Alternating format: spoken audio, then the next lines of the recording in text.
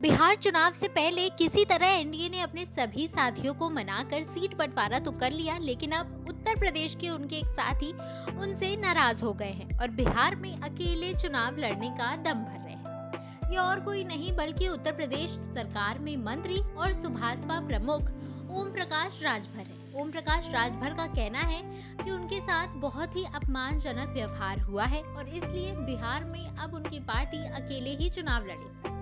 उन्होंने कहा है कि उनकी पार्टी 153 सीटों पर चुनाव लड़ेगी। उनका साफ कहना है कि जिस समय हमारी जरूरत थी तब तो बिहार भाजपा अध्यक्ष दिलीप जायसवाल हमारे पास गिड़गिड़ाते हुए आए, हमसे मदद मांगी और तब हमसे ये भी वादा किया कि बिहार चुनाव में हमें कुछ दिया जाएगा।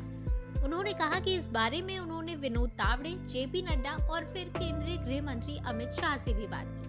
अमित शाह ने उनकी बात को माना था और उनसे कहा था कि सीट बंटवारे के वक्त आपसे बात करते हैं और हम सब मिलकर चुनाव लड़ेंगे। लेकिन जब चुनाव नजदीक आए तो उन्हें बाहर का रास्ता दिखा दिया गया और सीट बंटवारे को लेकर उनसे कोई चर्चा ही नहीं हुई। दरअसल कल एनडीए ने बिहार चुनाव के लिए सीट बंटवारे की घोषणा की, जिसमें भाजपा और जेडीयू दोनों 101 और 101 सीटों पर लड़ रही है। वहीं लोक जनशक्ति पार्टी रामविलास को 29 सीटें, तो हिंदुस्तान आवाम मोर्चा को 6 और उपेंद्र कुशवाहा की पार्टी को 6 सीटें दी गई हैं। लेकिन इसमें ओम प्रकाश राजभर की पार्टी का कोई जिक्र नहीं है। एक तरफ भाजपा का कहना है कि ओम प्रकाश राजभर की पार्टी उत्तर प्रदेश की पार्टी है, तो बिहार में चुनाव का सवाल ही कहां से उठता है। वहीं दूसरी ओर राजभर का कहना है कि बिहार में ऐसी बहुत सी जातियां हैं जैसे राजभर, राजवंशी, राजधोबी, जिनका कोई भी प्रतिनिधित्व नहीं करता है। लोक जनशक्ति पार्टी कहती है कि ये उनका वोट है, वहीं भाजपा, जेडीयू, राजद कहती है कि उनका वोट है, लेकिन असल में जो उनकी जाति के हैं उन्हें चुनाव लड़ने ही नहीं दिया जाता।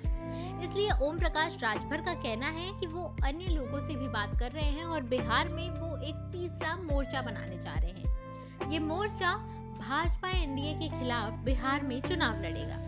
उन्होंने साफ कह दिया है कि हमने हमेशा गठबंधन धर्म को सर्वोपरि रखा है, इसलिए हमने पहले इस बारे में नहीं कहा, लेकिन जब आपने बिना हमसे पूछे अपने सीट बंटवारे की घोषणा कर दी तो फिर सिर्फ हम ही गठबंधन धर्म क्यों निभाएं।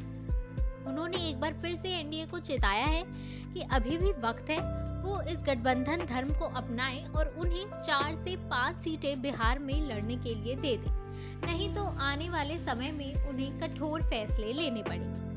उनका साफ कहना है कि उनकी पार्टी 153 सीटों पर बिहार में चुनाव लड़ने जा रही है और इसमें वो अन्य दलों का भी साथ दे सकते हैं। तो ऐसे में हो सकता है कि बिहार में राजभर एनडीए के लिए एक बड़ा रोड़ा साबित हो और अगर बिहार में इसका कोई असर नहीं भी देखने को मिलता है तो भी साल 2027 में उत्तर प्रदेश में चुनाव है और उत्तर प्रदेश में चुनाव के समय भाजपा को ऐसा कोई भी जोखिम नहीं उठाना चाहिए जो आगे जाकर उनके लिए बहुत भारी पड़े। अगर उत्तर प्रदेश चुनाव के समय राजभर ये गठबंधन तोड़ देते हैं तो भाजपा को कई जगहों पर नुकसान का सामना करना पड़ सकता है। इसीलिए राजभर ने उन्हें चेताया है कि अभी भी समय है कि एनडीए उन्हें अपने साथ ले ले और उन्हें बिहार में 4 से 5 सीटें लड़ने के लिए दे दे।